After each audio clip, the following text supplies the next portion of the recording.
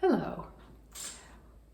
I'm going to bring you some information about our next mission project for the year 2022. Perhaps one of the guiding verses for all missionaries is Philippians 2:3-4. Do nothing out of selfish ambition or vain conceit. Rather, in humility, value others above yourselves, not looking for your own interests, but each of you to the interests of others.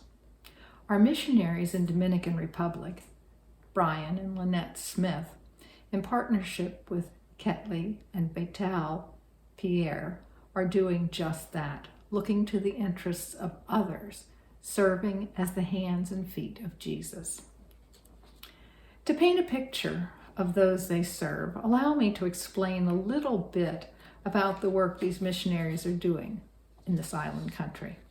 Dominican Republic shares the island of Hispaniola with Haiti, once the richest of the Caribbean nations, but now the poorest. Well known for its beautiful beaches, resorts, and golfing, the Dominican Republic has become an ideal tourist destination, providing jobs for citizens and wealth for the country. Agriculture is also a sustaining source of wealth, and sugar is one of the main crops.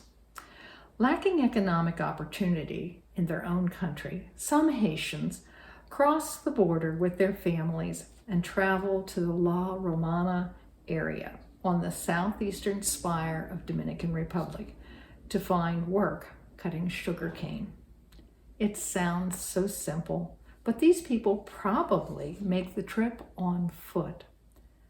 That could be 220 miles or more, depending on their starting point. The climate is hot and there are no hotels or diners along the way. Because they are leaving, money is in short supply. When they arrive at the cane fields, they will need to acquire a work permit, which enables them to work 7 days a week for 6 months, cutting sugar cane for $11 to $15 a day.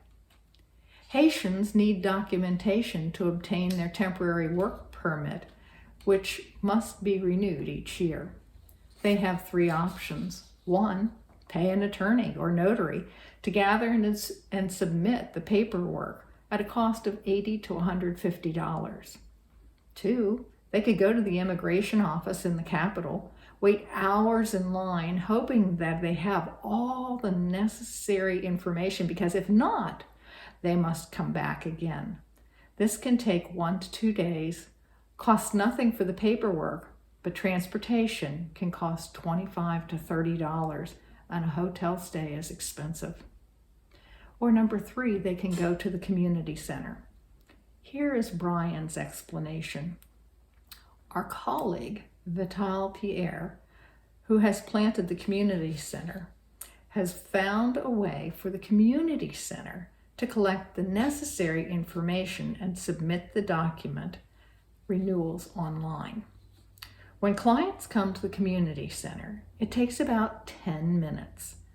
We scan all their documents into our system. We have 2 Haitian women who work full-time at the center and know all the requirements. We use our internet and resources to submit the renewal documents on their behalf. We charge just under $20 for this service.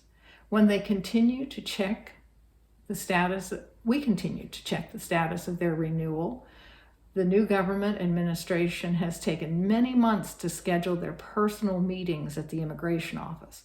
So we print a receipt with their confirmation number so that if they get stopped by police about having expired papers, they can prove that they have submitted the renewal. Once they have an appointment, we print the documents for them to take to the capital for their renewal.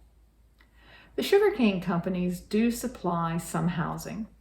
Families may live in bateys where their homes are a single room, roughly 10 by 12 feet, and there may be 4 or 5 homes strung together. Some are nicer than others, it depends on who built them. Cooking is done outside over a charcoal fire. These homes may or may not have electricity or running water. Often, water is scarce, so it arrives by tanker truck.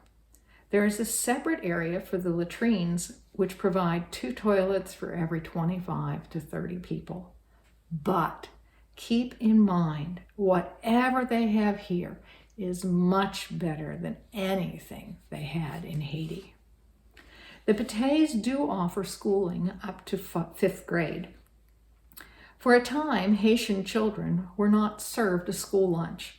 However, a loophole was discovered in the law that states that if the school has a hand-washing station and a covered eating area, the government will provide 1 meal per day to each student.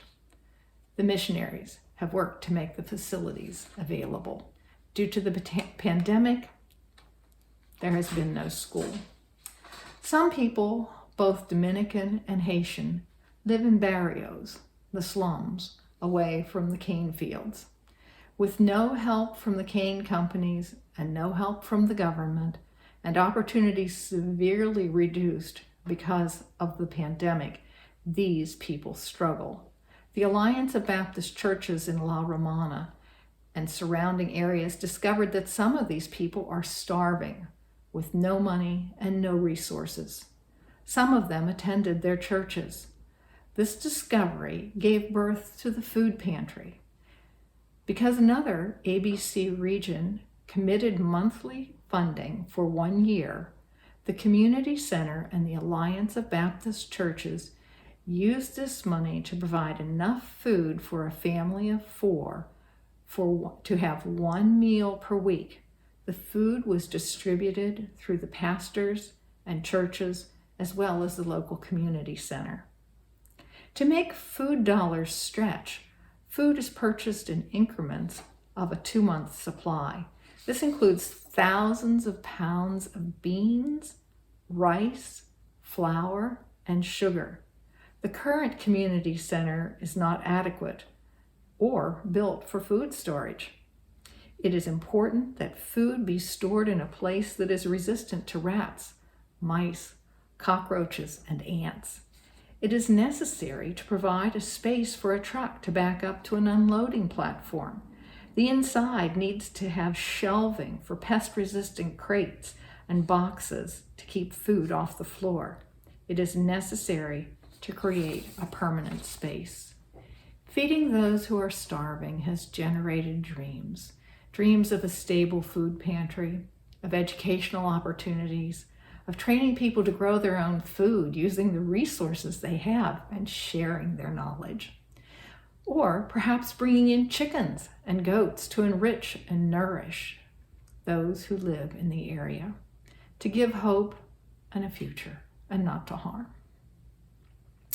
Thank you for supporting the American Baptist women of Pennsylvania and Delaware as we embark on this opportunity to look not on our own interests, but to the interests of others.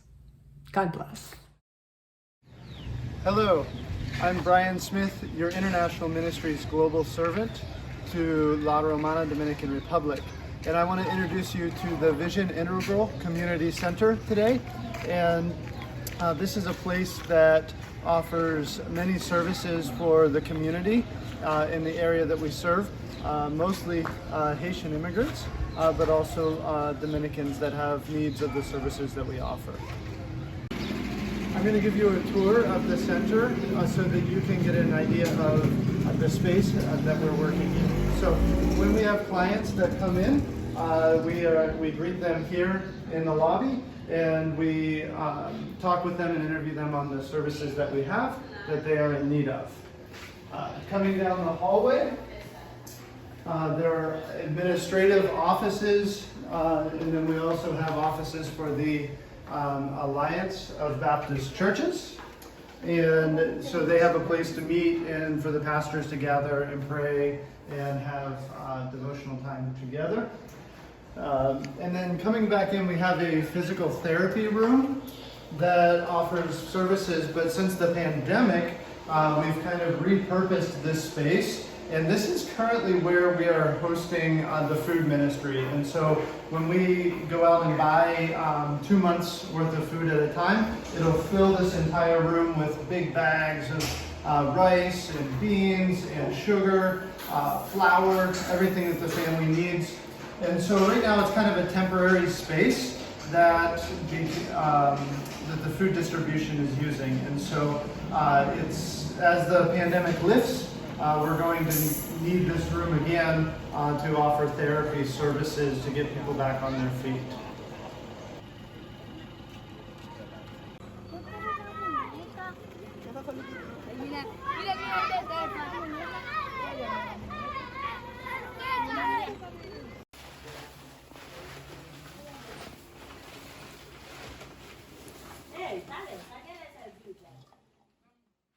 Coming out the back of the center, this is the space where we have vision to move the food pantry to. And so we want to build pretty much where I'm standing right now, a nice large area that we can create sanitary place to store the food so the bugs won't come in, so mice and stuff won't penetrate that area. And so there's some specific construction techniques we need to use, but I just wanted to give you just a brief idea of the project that we have coming up with the ABW of Pennsylvania and Delaware. So thank you so much. Thank you for your prayers. Thank you for your support, and we look forward to seeing you in person.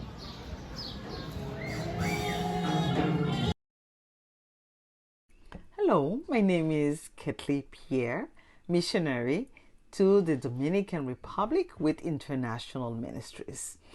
We have been working in the Dominican Republic since 2016, and it has been a privilege to serve the Haitian community and the Dominicans. We're working with the Alliance of Baptist Churches, Vital, my husband and I, alongside whom we serve. We're all carrying each other's burden through intentional hospitality by inviting Haitian immigrants and Dominicans to the newly built community center to receive a variety of services. We have especially seen the potential of this center during this current pandemic. Prior to the start of the pandemic and through the discipleship class that Vital taught for 2 years at a Haitian church called Beraka, Monique and Michael participated in, Vital and I had built a beautiful and strong relationship with them. During the early days of the closed down COVID-19 pandemic in March 2020, at one point, Monique and Michael were taking care of their families and, of course, whose husbands out of work, because that's the way things were in the Dominican Republic. At the same time, many people were coming to their houses who had been going days without food. God moved them to compassion.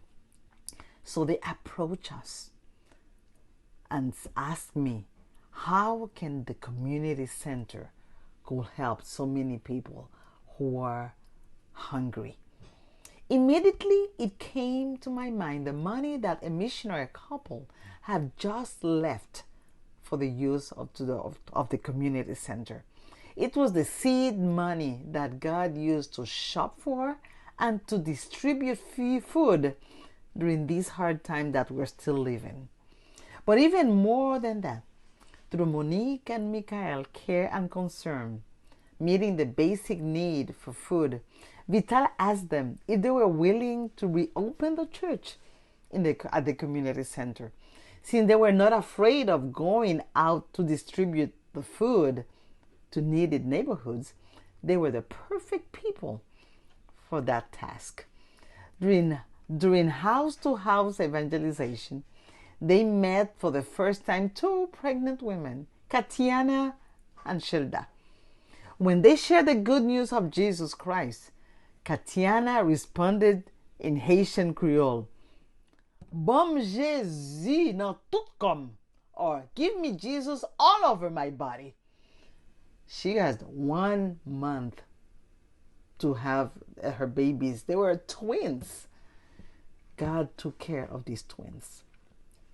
because she said, Jesus fed my family during these during these hard months. There were 3 months they didn't know how they were going to eat. But then she said, how I will not accept God. Monique and Michael were really surprised when she told them that. And it was because Monique's sister is her neighbor, and the food that she was giving to them, she also shared the food that the community center was giving to her family. That same day, Katiana accepted the Lord, and she's part of the church at the community center called Oasis of Peace. Some months after, Shelda went running to Monique's house, asking her, Bon Dieu panois, or give me your God. Shelda will be one of the first person to get baptized at the end of the month at the church in May 2021. This reminds us when Jesus multiplied the fishes and the loaves, God took the faith and compassion of 2 women and multiplied that to feed the whole community, not only physically, but also spiritually. God's compassion was in these women, and they called me and asked, what could we do? I'm asking you the same question. What can you do? Thank you for this opportunity to be with you. And I know that God has touched you through these testimonies, and also God will allow you to participate, to give life, new life, not only physical life, but also spiritual life to many people that are coming into the community center in La Romana. God bless you. Thank you so much for inviting me to be part of you. God bless you. We're looking forward to see you also in the Dominican Republic.